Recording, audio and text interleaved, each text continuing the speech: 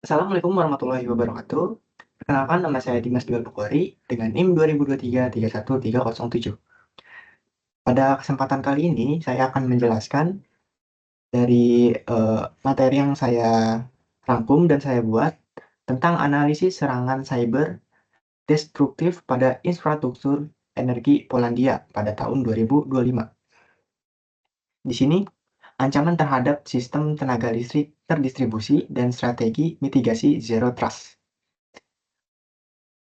Di sini, sebagai pemenuhan nilai tugas dari ujian tengah semester dari matkul keamanan cyber. Oke, kita langsung saja ke slide pertama. Oke, kita masuk ke latar belakang. Kita membahas latar belakang dari kasus ini. Nah, pada tanggal 29 Desember 2025, saat musim dingin ekstrim di Polandia, pada suhu di bawah 0 derajat Celcius terjadi serangan cyber destruktif terhadap lebih dari 30 pembangkit listrik, tenaga angin, dan surya, serta satu pabrik CHP atau Combined Heat and Power, pemasok panas untuk 500.000 pelanggan. Pelakunya adalah kelompok APT atau Advanced Persistent Threat. Ini ancaman cyber yang biasa bersembunyi pada sistem. Lalu, kelompok APT ini dikaitkan dengan Rusia atau Sandom Black Bear. Nah, tujuan sabotase murni bukan karena ransomware. Nah, kita ulur lagi ke Maret sampai Mei 2025. Di sini ada penyerangan masuk lewat VPN tanpa MFA. MFA itu sendiri yaitu multi-factor authentication. Lalu mengakses RTU. RTU ini Remote Terminal Unit pada perangkat lapangan. Lalu pada tanggal 29 Desember 2025 pagi, serangan terhadap pembangkit terbarukan. Ini VMware dirusak, proteksi listrik dinonaktifkan. Lalu 29 Desember pada sore hari, Wiper dan NoWiper diluncurkan di pabrik CHP, tetapi diblokir oleh EDR. EDR ini Endpoint Detection Ransomware. Ini perangkat lunak keamanan di komputer. Pabriknya selamat. Lalu kita masuk ke slide selanjutnya. Nah, mengapa ancaman meningkat? Yang pertama ada digitalisasi dan konektivitas. Perangkat OT atau Operational Technology ini RTU dan smart meter terhubung ke internet, lalu permukaan serangan membesar. Lalu kedua ada target geopolitik. Infrastruktur kritis menjadi sasaran sabotase antar negara, bukan lagi sekedar spionase atau kriminal biasa. Lalu yang ketiga ada kerentanan perangkat legacy. Banyak perangkat OT, operational technology, berumur 15-20 tahun dengan kredensial default dan celah yang tidak ditambal karena takut mengganggu produksi. Nah, hubungannya digitalisasi dengan serangan, yaitu semakin canggih sistem smart grid atau remote maintenance, ini semakin banyak pintu masuk. Di Polandia, VPN atau Virtual Private Network untuk pemeliharaan jarak jauh justru menjadi celah utama karena tanpa MFA atau Multi-Factor Authentication. Kita lanjut lagi ke slide selanjutnya, slide ketiga, yaitu ada perbedaan IT, infrastruktur teknologi, dan OT, operational technology. Nah, di sini ada aspek-aspeknya. Nah, aspek tujuan utama IT yaitu keberhasilan data, sedangkan OT itu ketersediaan proses. Lalu ada siklus perangkat. Ini 3-5 tahun itu IT, dan sedangkan OT 15-20 tahun. Lalu ada aspek patch. Di sini IT itu butuh rutin, dan sedangkan OT jarang atau takut ganggu produksi. Lalu ada keamanan bawaan. IT itu cukup baik, sedangkan OT itu buruk atau kredensialnya default. Nah, mengapa ini jadi masalah di Polandia? Tidak ada segmentasi antara IT dan OT.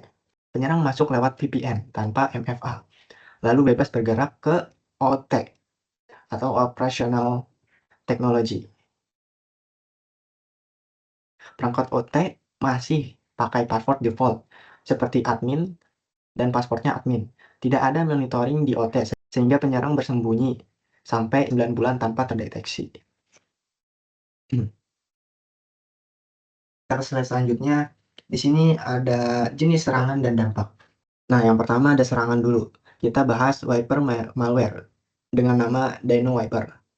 Ini artinya menghapus file permanen. Lalu yang kedua ada firmware korup. Dengan kode keamanan tersebut itu merusak RTU. RTU itu Remote Terminal Unit. Lalu yang ketiga ada penonaktifan protection relay. Ini serangan ini fungsinya untuk pengamanan listrik yang hilang. Lalu kita ke dampak. Yang pertama ada hilangnya kendali jarak jauh atau operator tidak bisa monitor atau kontrol pembangkit. Yang kedua ada proteksi listrik buta. Jika terjadi gangguan, sistem tidak dapat memutus aliran otomatis. Ini resikonya kebakaran atau ledakan. Lalu yang ketiga ada ancaman pasokan panas bagi 500.000 pelanggan di musim dingin. Oke, kita lanjut ke slide ke-6. Nah, analisis kelemahan dan defense in depth. Nah, ada 5 kelemahan pada sistem Polandia. Di sini VPN tanpa MFA. Lalu ada kredensial default pada RTU dan relay. Lalu yang ketiga ada tidak ada segmentasi IT dan OT. Lalu yang keempat ada kerentanan firmware dan tidak ditambal. Lalu yang kelima ada tidak ada monitoring OT dan dwell time lebih dari 9 bulan. Nah, di sini mengapa perlu defense in depth atau keamanan berlapis? Karena satu lapisan bisa gagal di Polandia. Lapisan perimeter VPN gagal, tetapi lapisan host NDR berhasil menyelamatkan pabrik CHP. Seharusnya ada lapisan perimeter jaringan, segmentasi, host EDR, aplikasi, data, dan monitoring. Harusnya seperti itu. Kita lanjut ke slide selanjutnya. Di sini ada solusi prioritas dan penerapan standar. Nah, MFA wajib yang pertama. Itu multifaktor authentication untuk semua akses jarak jauh atau VPN dan remote desktop. Lalu yang ketiga ada segmentasi IT dan OT dengan firewall industry default ini. Lalu yang ketiga ada continuous monitoring OT, EDR, endpoint detection and ransomware pada engineering workstation AI anomaly detection. Itu solusinya. Lalu kita ke penerapan standar ISI. Ini merupakan kode keamanan sistem. Yang pertama standar berikut kodenya IC 6244332, yaitu menggunakan prinsip zona dan kondutis. Ini penerapan di kasus ini bangunan segmentasi IT dan OT.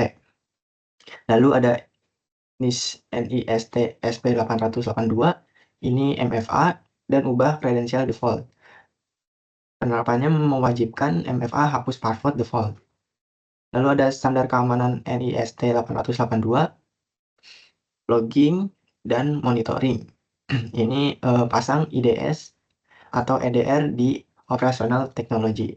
Oke, kita lanjut ke slide selanjutnya. Nah, dari semua slide yang sudah saya jelaskan, kesimpulannya, serangan Polandia pada tahun 2025 adalah peringatan infrastruktur kritis dan DER atau energi terdistribusi, rentan terhadap sabotase cyber destruktif. Lalu, akar masalah bukan pada kecanggihan penyerang, tetapi pada kegagalan memenuhi prinsip keamanan dasar atau MFA dan ganti password default dan segmentasi. Lalu ada defense in depth dan implementasi standar keamanan ISC 62443 atau NISC. Ini dapat mencegah atau memitigasi serangan serupa. Lalu yang keempat ada rekomendasi utama MFA, multi-factor authentication, wajib. Lalu segmentasi IT dan OT, dan monitoring OT secara berkelanjutan. Seperti itu. Oke, itu saja presentasi dari saya. Saya ucapkan terima kasih dan selebihnya mohon maaf. Assalamualaikum warahmatullahi wabarakatuh.